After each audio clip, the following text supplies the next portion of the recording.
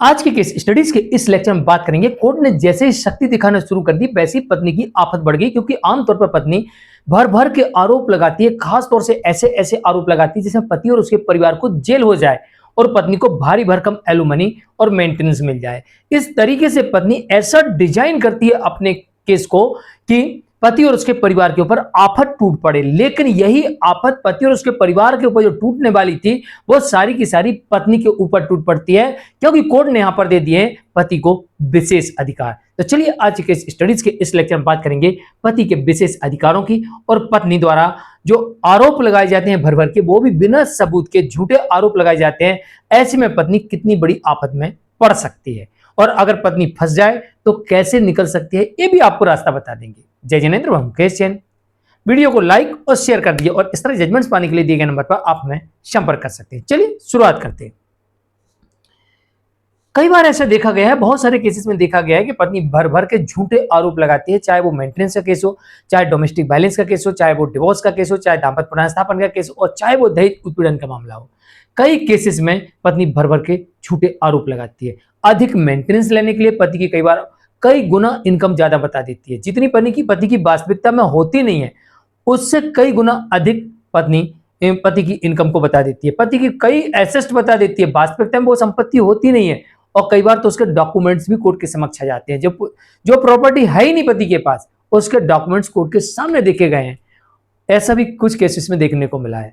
और इसके अलावा दहेज उत्पीड़न वाले मामले में आमतौर पर दहेज मांगना कंपलसरी आरोप बनते जा रहा है। ज्यादातर केसेस में दहेज मांगना, दहेज के लिए प्रताड़ित करना, दहेज के लिए उत्पीड़न करना, कारण कुछ भी हो लेकिन दहेज के लिए मेरे साथ इस तरीके का व्यवहार करती है, ये बहुत सारे केसेस में देखने को मिलता है। अब यहीं पर पति को विशेष अधिकार मिल चुके हैं। अगर पत्नी पति और उसके परिवार के विरुद्ध झूठे आरोप लगाती है तो पति यहां पर पत्नी के द्वारा लगाए गए आरोपों के सबूत मांग सकता है। दूसरी बात, ऐसे केसेस में आपत्तियां दर्ज करा के सीधे केस को डिसमिस करवा सकता है। तीसरी बात, जब एक केस डिसमिस हो जाता है तो फिर ऐसी स्थिति में पति को तलाक का आधार मिल जाता है। किस ग्राउंड पे? पत्नी बिना किसी कारण के अलग रह रही, क्योंकि पत्नी कोई भी आरोप साबित नहीं कर पाई। दूसरा इसमें साबित होता है डिजर्शन का ग्राउंड, पत्नी बिना किसी कारण के अलग रह रही जिससे मुझे मानसिक उत्पीड़न प्रताड़ना हुई, डिजर्शन का ग्राउंड। पहला क्रूरल्टी का ग्राउंड, अलग रह रही, झूठे केस के झूठे आरोप लगाए। दूसरा बिना कारण से अलग रह रही तो डिजर्शन का ग्राउंड। ये दो ग्राउंड पति के लिए तलाक लेने के लिए काफी है और पति को यहां पर ऐसी पत्नी से डिवोर्स लेने का अधिकार मिल जाता है। तीसरा, पत्नी ने झूठे शिकायत करके, झूठे केस करके पति को क्षति पहुंचाने के उद्देश्य से उसे जेल भिजवा दे, उसकी मानसिक तौर से उसे टॉर्चर करे, उसे आर्थिक नुकसान पहुंचाए, उसकी सामाजिक प्रतिष्ठा धूमिल करें, ऐसा सोचकर पत्नी ने पति और उसके परिवार के ऊपर तमाम केस लगाए थे, आपराधिक मामले दर्ज करवाए थे, उसके बदले ऐसी पत्नी को जेल भेजा जा सकता है और जुर्माना लगाया जा सकता है।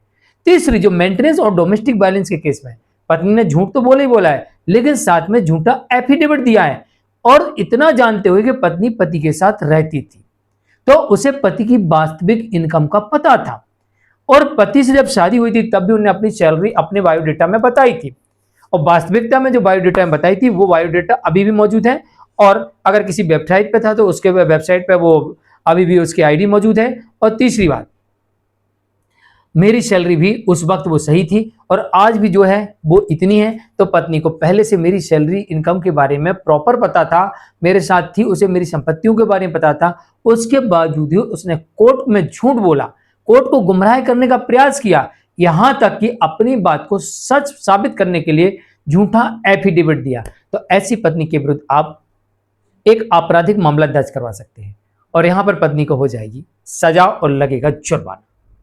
तो ये पति के पास में विशेष अधिकार है। तो आज के लिए इतना ही। मैं हूं मुकेश जैन।